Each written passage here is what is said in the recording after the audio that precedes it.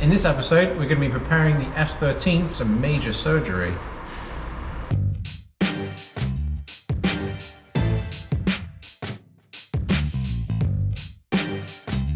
This is our first episode in a while. We're having some issues with the unit. Basically, fairly shortly, we're going to have super restricted times when we can weld, which, given the state of this, is a bit of a concern. And shortly after that, we're going to have to be out entirely. So we've been spending a lot of time trying to find somewhere else to be and think about what content we can bring you guys without relying on this. So we have been doing some stuff. We've boxed in the rear pockets and we've also treated the seams as well. You can see these on our Instagram page, which is broke.speed.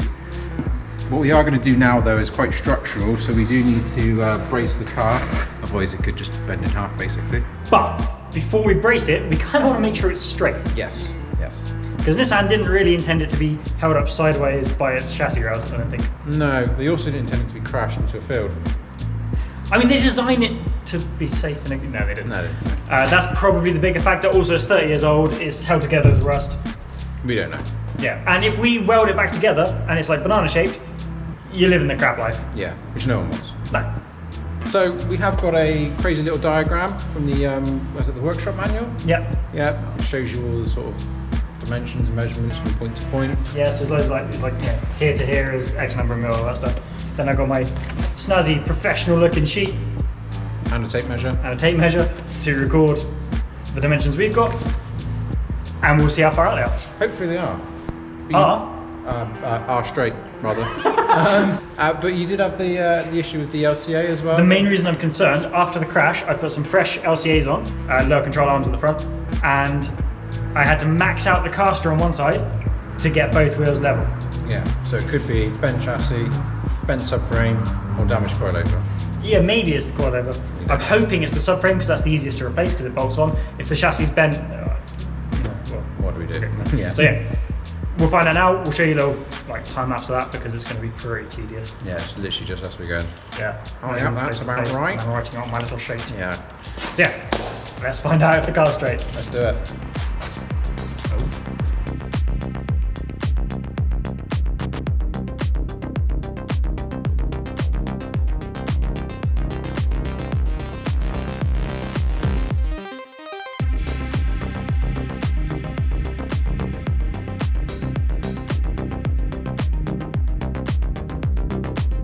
Alright, so we've got our measurements.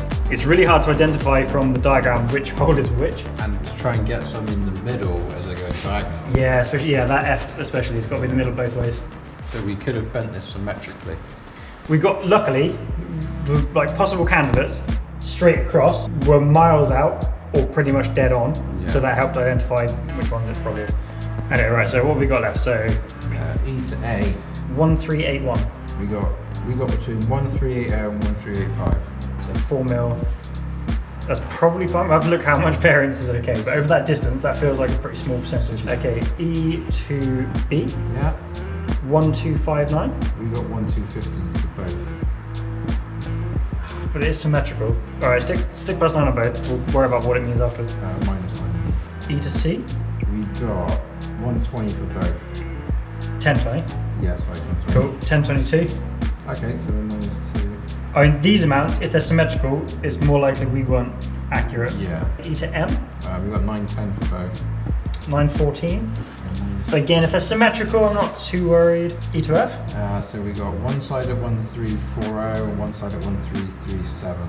Ooh, 1341. Oh yeah, that's not too bad actually. Yeah. That sounded way worse.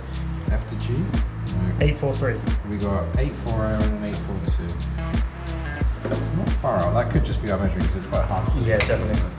Same as, did we do F to H? Yeah, that was 998 and 997.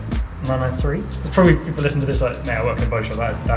That is knackered. Yeah. So F to K, it's 1608 and 1606. Oh, 1608. Oh, God, right. Hey, you got it right for one.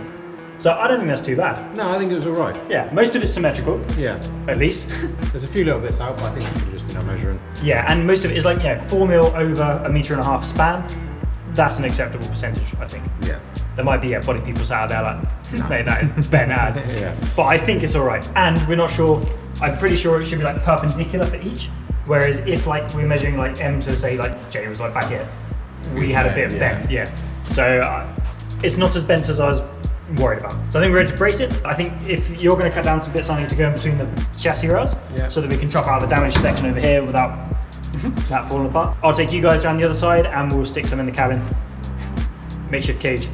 Jank cage. Cool, let's do it. Yeah. Okay, we're in the upside down car.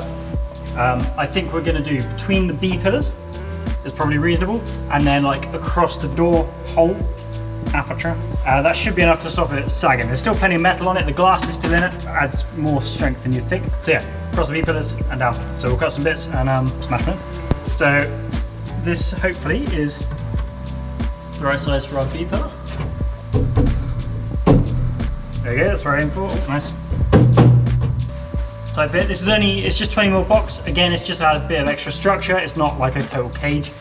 And then we've got some bits to go across the door jambs. Something like that to the double skin bit on the front. Cool. So I'll tack those in. It's just a bit of extra strength because we're going to cut all of this out. And probably these and the chassis rails. So again, tacked in. Okay, bars are welded in. It's a pretty shoddy job, but they're not going anywhere. So we've got a B pillar one between the two, across the door, and then same again down the bottom. Basically just tacked in because they've not got a huge job to do, and obviously we've got to be able to get them back off and like clean up where they were so you can't see. So chassis all braced up. Yep, getting ready to cut out some scary bits now. Yeah, it's getting intense now. So far it's just been like nearly cosmetic stuff really. Yeah, this is very structural now. Yeah, we'll show you that next time on the next episode, or a forthcoming episode of Break Speed. We will chop out some serious bits and show you what happens. Yep, just snaps in half. Wish us luck. I'll catch you next time. Thanks for watching. Yeah, fine.